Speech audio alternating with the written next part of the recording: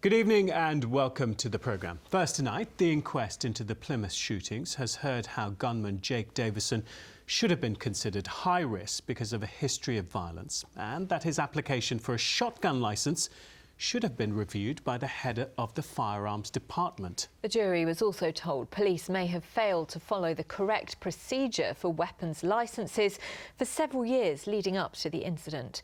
Well, Sam Blackledge is outside the court at Exeter Racecourse for us now. Sam, a dramatic day of evidence. Yes, it was, Ellie, and perhaps the most significant day of evidence in this case so far. The inquest here has been going on for about a week now, and so far we've heard witnesses speaking in quite general terms about the law on gun ownership and firearms licensing. But today things got rather more specific. We started to hear details of how Jake Davison was first given that shotgun licence and, crucially, what the police knew about his history of violence.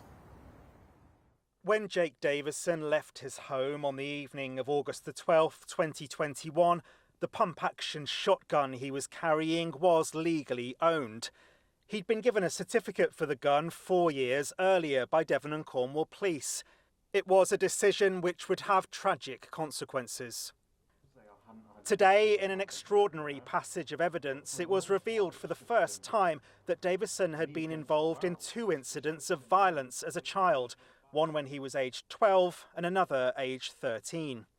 This information should have been a red flag, immediately classing Davison as high risk to own a weapon. All high-risk decisions should be referred up to the head of the firearms licensing department, Michelle Moore.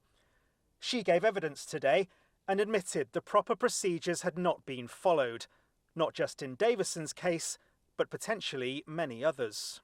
Another warning was the fact the police knew Davison had medical conditions, including autism and ADHD, but they failed to ask his GP for specific information before granting his licence.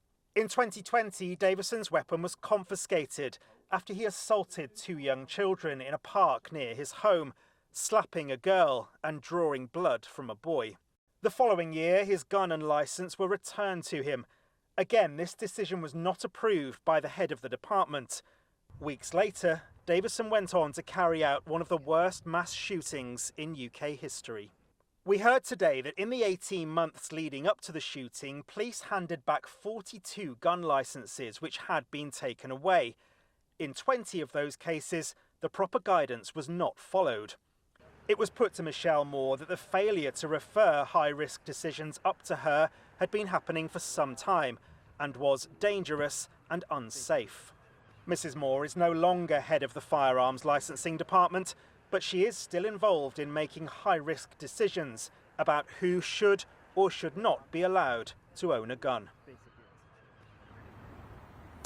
Well, the inquest here is due to resume later this week, and we're expecting to hear evidence for the first time from the family members of those who died in Keyham. The brother and partner of Maxine Davison, the first victim, are expecting to give evidence from Wednesday morning.